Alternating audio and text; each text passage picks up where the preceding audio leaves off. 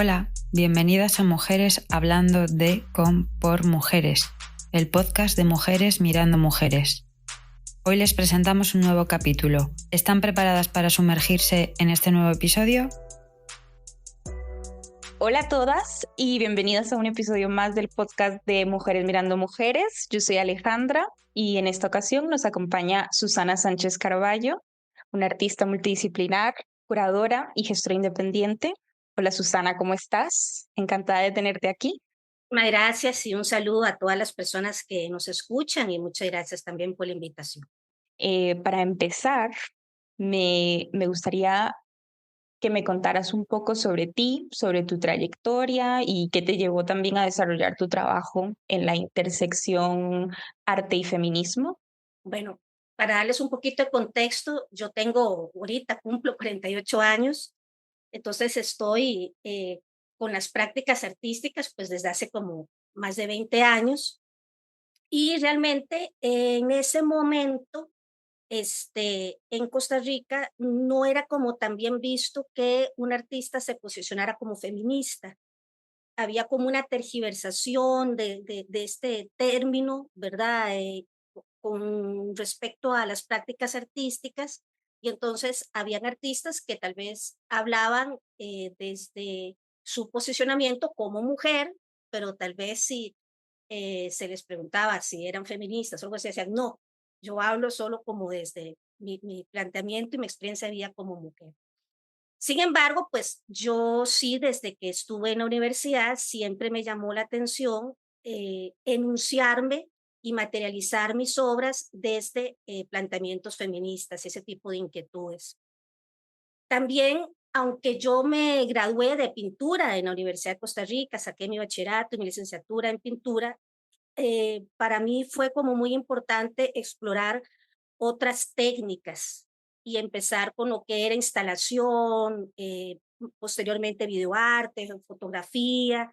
Y entonces toda esa unión de técnicas me permitieron como que mi lenguaje fuera más enriquecedor y no y pudiera manifestarme y expresarme por diferentes posicionamientos técnicos.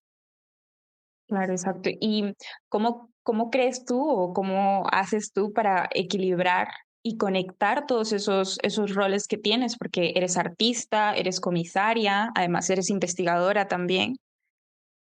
Sí, eso surgió precisamente también de la universidad, porque en la universidad una recibe muchos cursos de historia del arte, Sí. pero en los cursos de historia del arte siempre se mencionaban a hombres, ¿verdad? Y este concepto de la genialidad solo en hombres, tal vez unas 3 mujeres cuando se repasaba un poquito de la historia del arte costarricense del siglo pasado, pero con el paso del tiempo en la U yo me daba cuenta que históricamente siempre han entrado más mujeres que hombres. Entonces yo decía, ¿cómo puede ser que en todas estas décadas tanta proporción de mujeres pues hayan dejado su profesión, ¿verdad? En comparación de los hombres. Pero me decían, no, es que no eran profesionales, no eran activas exponiendo, se casaban y ya no seguían produciendo, etc.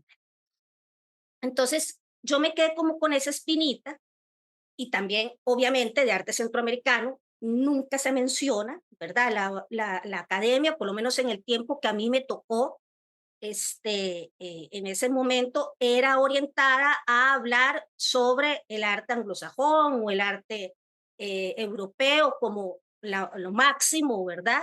Y entonces, arte centroamericano ni se mencionaba y arte costarricense solo a partir de las narrativas creadas por hombres artistas. Entonces, todo eso despertó en mí como una inquietud y aunque en ese momento no tenía los recursos económicos para poder investigar más y dedicar mi tiempo a la investigación, sino que pues lamentablemente en este país usted no puede vivir del arte, ¿verdad? Si usted viene de un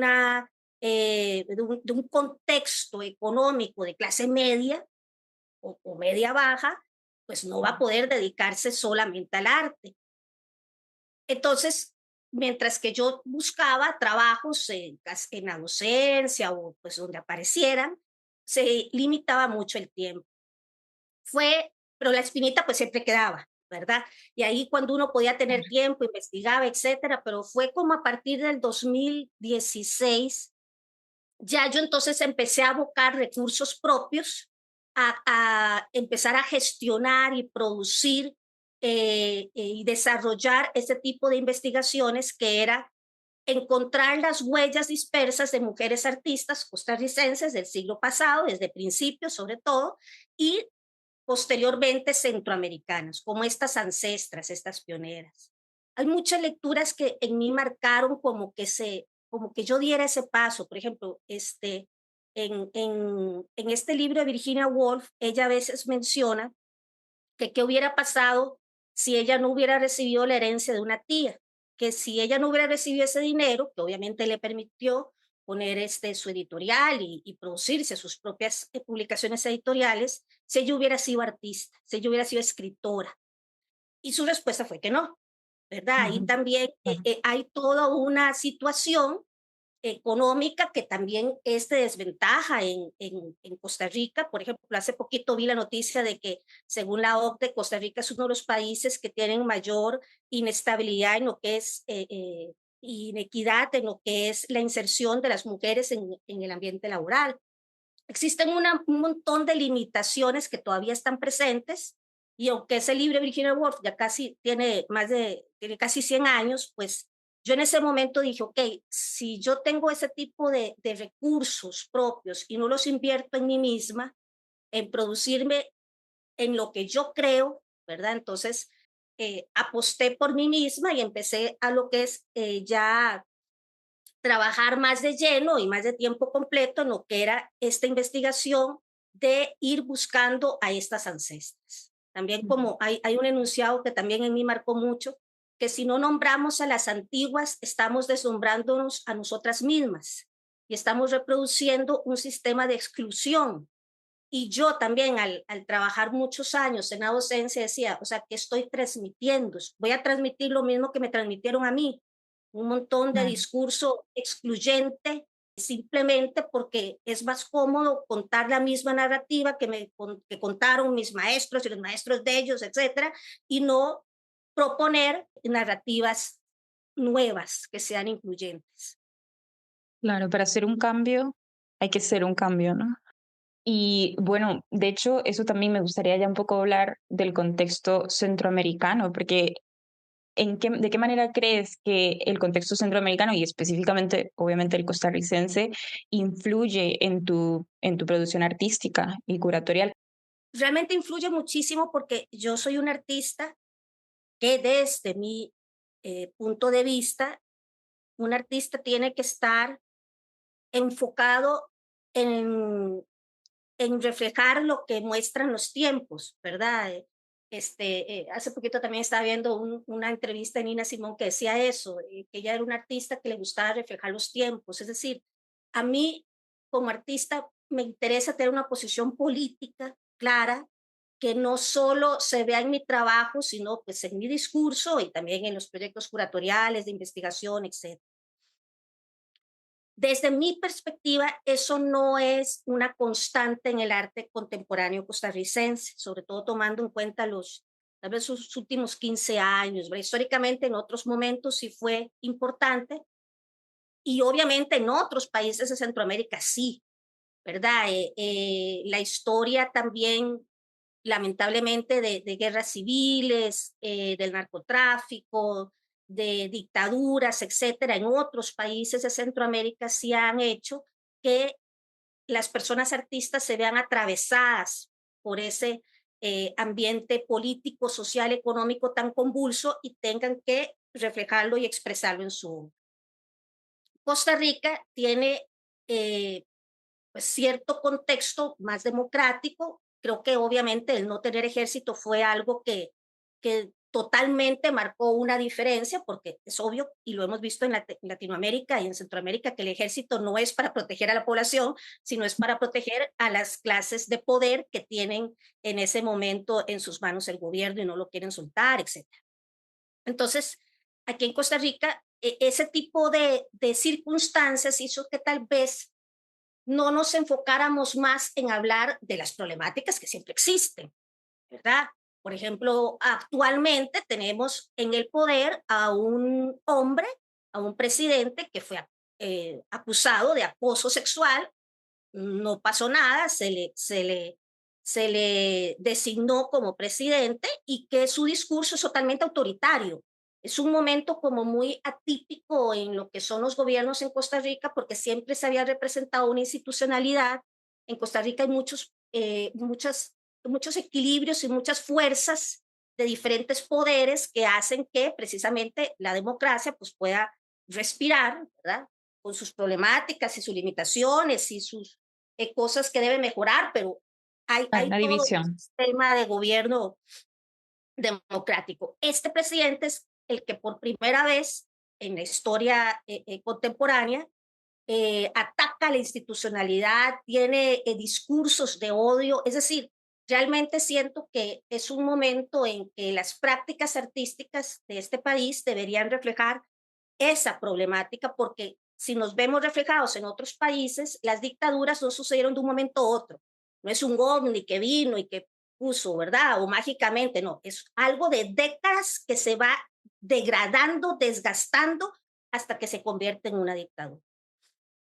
Entonces, mi posicionamiento siempre ha sido el de tener una visión y un objetivo claro, políticamente hablando, en mis trabajos como artista.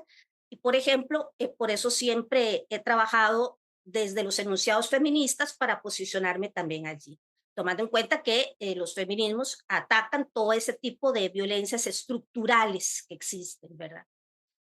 Claro. Y bueno, y te hago también la pregunta ya directamente como directora de Casamá y también colaboradora del Museo de las Mujeres de Costa Rica. ¿Cómo defines el activismo curatorial y qué impacto creas que ha tenido en la escena artística y social, tanto del propio Costa Rica como de Centroamérica? Bueno, en Costa Rica también, lamentablemente, ha disminuido mucho los espacios de exhibición, espacios Ujú. culturales. ¿Verdad? Hubo un tiempo como de oro, de bonanza, a finales del siglo pasado y principios de este, en que muchas organizaciones internacionales apostaban y daban recursos económicos, IVOS, por ejemplo, etcétera, museos. Sí. Había muchas más galerías, había muchos más centros culturales en este momento y empresa privada apoyando. En este momento no lo hay. Y entonces estos espacios independientes, como el Museo de las Mujeres o Casamá, hay otros espacios también muy activos, Satisfactory, Despacio, Abra, etcétera, que entonces están como, siento yo, haciendo un equilibrio y que la red de prácticas curatoriales e investigación y la posibilidad de que los artistas presenten sus trabajos, pues se ha multiplicado. Claro Sí. está, el espacio independiente es muy difícil, ¿verdad? En un país donde, como les digo, no hay un apoyo estatal, no hay un apoyo privado, entonces que continúen en el tiempo es un poco difícil. El Museo de las Mujeres, cuya directora es Claudia Mande, que creyó en mi trabajo y que me empezó a invitar como artista. Entonces eso es un gran agradecimiento y muestra cómo ese era uno de los fines y lo es del Museo de las Mujeres, que es visibilizar el trabajo de artistas mujeres. Casamá la cofundó Gala Berger, que es una artista, curadora e investigadora argentina que por un tiempo radicó en Costa Rica y cuando ella vino, junto con otras artistas, formó esta colectiva que era Casamá en el 2018. Yo entré como a finales del 2019 en la codirección. Empezamos desde el 2020 este deseo de ver qué estaba pasando en Centroamérica con estas pioneras, con estas ancestras.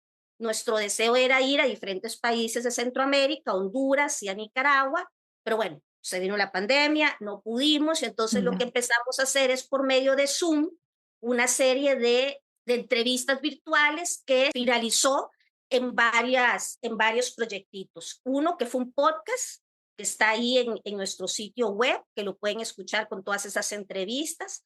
Otro que Ujú. fue una exposición con artistas hondureñas, con 4 artistas hondureñas que han sido representativas del arte centroamericano, han participado en bienales de Venecia, bienales centroamericanas, son un referente. Regina Aguilar, Celsa Flores, Seña Mejía, y las presentamos en Teorética, en este espacio también sumamente importante en Costa Rica de arte contemporáneo. Y bueno, ya el año pasado se presentó con los resultados de lo que primero vimos en las entrevistas con fotógrafas nicaragüenses, una exposición que se llama Temporalidades ancladas por la luz, con fotógrafas pioneras del documental como Claudia Gordillo, como Margarita Montalegre, como Patricia Villalobos, como Mayelen García. Entonces, lo que queremos es como seguir desarrollando y que estas investigaciones que empezamos, que pues obviamente también es con recursos propios, y alguna otra beca que nos ganamos, pueden empezar a crear un abanico de representaciones de mujeres, de artistas centroamericanas. Es simplemente el querer, el deseo de buscar y también de visibilizarlo, ¿verdad? Porque Claro, si no se visibiliza, no se legitima. totalmente, sí.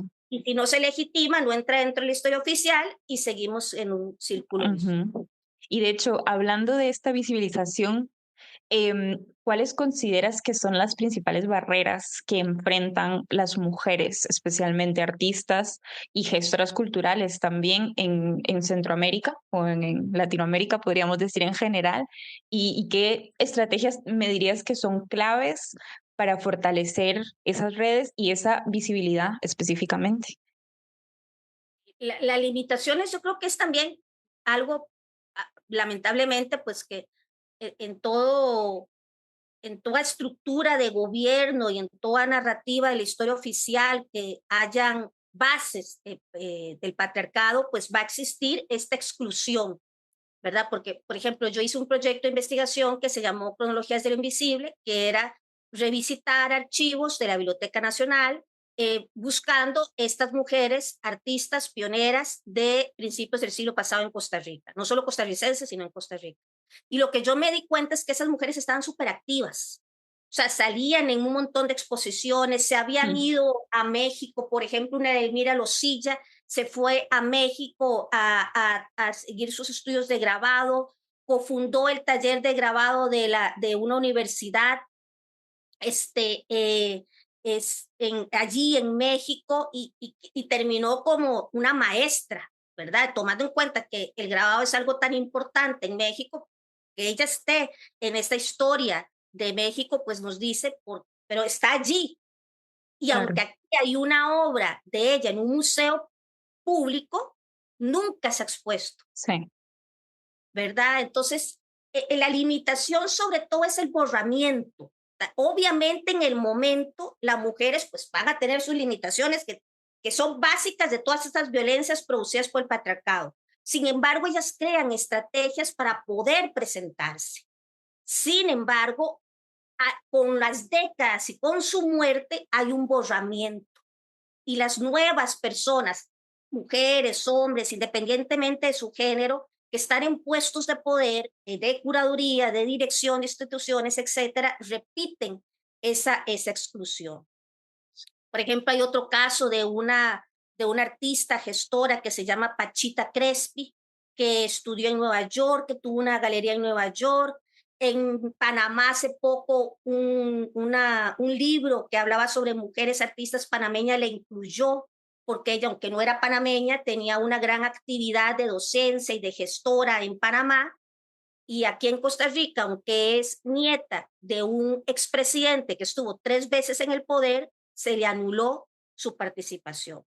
¿Por qué? Porque era una mujer disidente sexualmente, era una mujer que se ujú, vestía con pantalones, estábamos hablando de una mujer que nació en los 20, en la década de los 20 del siglo pasado. claro. Creemos que por eso toda su carrera la hizo afuera, ¿verdad? Y lamentablemente cuando ya vino en los 70 a Costa Rica, ya pues en su envejecimiento puso una galería, pero a los pocos meses fue asesinada. Es el primer femicidio que hemos visto de una artista disidente sexualmente que a pesar de tener los privilegios de venir de una familia económica y políticamente fuerte en Costa Sí. Rica, por su orientación sexual, eh, pues quedó impune, porque precisamente en los periódicos de ese momento se ve que el asesinato quedó impune. A veces en Costa Rica, por eso, tenemos muchas ventajas y muchos privilegios. Es un país absolutamente precioso con una gran riqueza natural, pero sí a veces queremos esconder las problemáticas debajo de la alfombra.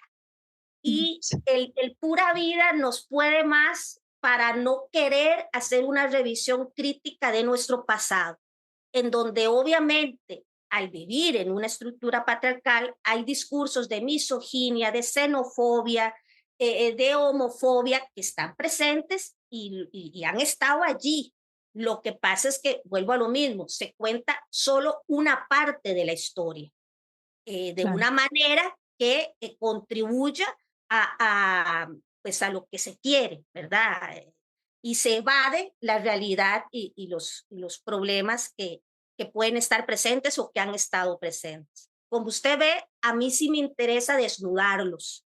A mí sí me interesa, en los 70s hubo un movimiento muy cortito cinematográfico en Costa Rica que fueron documentalistas muy importantes que con el financiamiento del Estado, algo atípico totalmente, empezaron a hacer documentales muy críticos en la sociedad costarricense.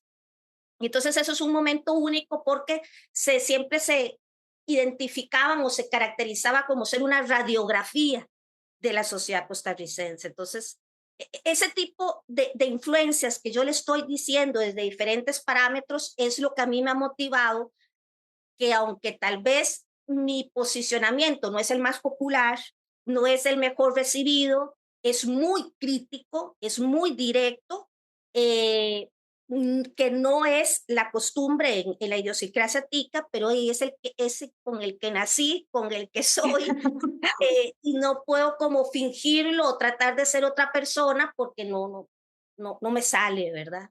Y Claro, a eso está, veces es necesario. a veces es necesario, ¿verdad? Sí.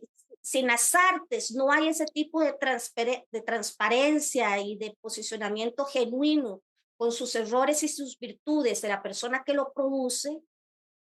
Bueno, entonces no sería un lenguaje, ¿verdad? Y yo siento que la práctica artística, la curatorial de investigación, que también para mí es una producción artística, pues tiene que tener, si es mi lenguaje de expresión, tiene que también estar cargado de esa fidelidad a mi ética laboral también, ¿verdad? Claro, claro, exacto. Y de hecho, me gustaría hablar un poco sobre eso, porque basado en tu experiencia también, como en tu proyecto del cruce de la punición, que me pareció sumamente interesante, ¿qué potencial? Y ya quiero relacionar esto un poco con lo del arte digital, que últimamente hemos visto muchos avances también con eso.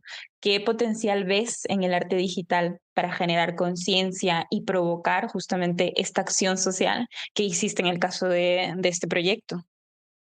Y ese proyecto a mí realmente me ayudó muchísimo porque volviendo a la palabra estrategia, bueno, yo venía de pintura, ¿verdad? De Ujú. medios tradicionales, aunque estudiaba fotografía y me metí en ciertas producciones de video, eran muy caras, ¿verdad? Sin embargo, ya llegó un momento en mi vida en que pues no había lugares de exhibición que me hicieran caso, que me dieran pelota en Costa Rica, como se dice, mandar los cuadros o otro tipo de medio de esas características es carísimo. Yo no tenía dinero. Y entonces yo como que a partir del 2014, una cosa así, yo dije, no, yo tengo que ver con cuál otro lenguaje que no me sea tan representativo como un gasto, porque lo llega a empantanar en mi cuarto, ¿verdad? O en mi casa, qué otros medios pueden ser más económicos y también como más disponibles a diferentes públicos para que yo pueda participar en residencias, etcétera. Entonces ahí fue cuando empecé a hacer el proyecto donde se deriva el cruce de la punición, que es las ausencias son las evidencias. Ujú. Son unas siluetas con códigos QR que cuando usted los lee, los escanea con algún dispositivo o móvil, le hacen referencia a femicidios. Entonces, ya yo estaba por tirar la toalla, ¿va? Y dije, no, ya, o sea, ya mejor, solo hago arte para que me lo vean mi persona y alguna. Entonces, apareció que MAF, Mujeres en las Artes Visuales de España, abrió por primera vez una convocatoria sobre arte, pero feminista. Era algo que también yo no había visto en el 2016. Como ya yo tenía esa obra hecha, yo dije, bueno, voy a mandar, a ver qué pasa. A ver si hay como una respuesta del universo que me diga, sí, sí, adelante. Entonces, pues sí la hubo. O sea, en MAF tuvo una muy buena recepción. Gané una de los premios, que era también ir a España y presentarlo en un espacio ahí en Matadero, Madrid. Y entonces eso, por primera vez yo cruzaba el charco, ¿verdad? Y por primera vez me pagaban para cruzarlo y fue todo un crecimiento, ¿verdad? Sinceramente, como artista, fue todo un reconocimiento que necesitaba por tantos años que la estaba pulseando, hablando popularmente, que el arte digital para mí representó en ese momento esa estrategia de poder presentar mi proyecto, de poder ver qué utilizaba como medio que no me representara tanto costo, de una facilidad para comunicarme con otros espacios internacionales.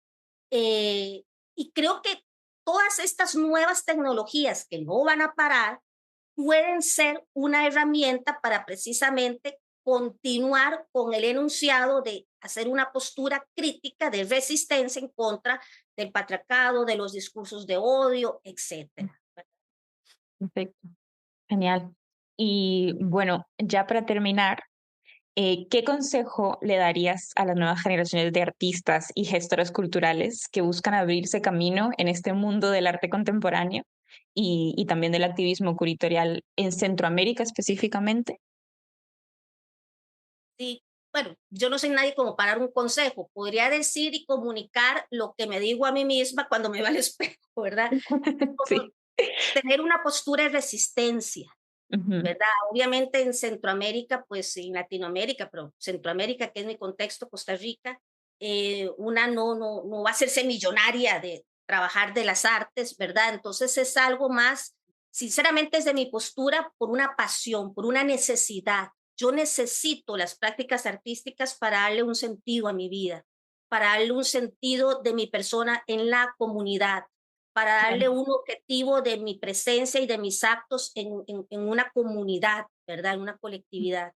Entonces, pues que se arraiguen a sus objetivos, que aunque haya muchas puertas que se les cierren, sigan teniendo esa perseverancia y esa resistencia para trabajar desde la completa ética, lo genuino, un posicionamiento fiel a sus convicciones y tratar también de crear enlaces y crear redes y crear apertura para que otras personas que tal vez están en mayor desventaja se beneficien de esto, tomando en cuenta que las artes es un espacio para catarsis, para poder superar traumas, para poder hablarlos de ellos y en un espacio tan conflictivo, político, social, económicamente como Centroamérica, pues es una herramienta de salud integral para la Sí, salud mental también, ¿verdad?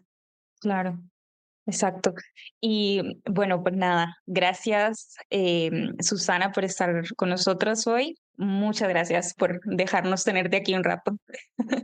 Mil gracias, más bien, y qué lindas las palabras. Que nos conozcamos, aunque sea desde la virtualidad, es como un abracito al corazón y un apapacho, y se lo Sí. agradezco muchísimo. Bueno, muchas gracias a ti y a todas las que están escuchando. Un saludo también. Hasta aquí nuestro podcast de hoy. Puedes dejarnos algún comentario en nuestras redes sociales, visitar nuestra página web www.mujeresmirandoamujeres.com y consultar cómo asociarte. No te lo pienses, súmate. Hasta el próximo capítulo, mujeres.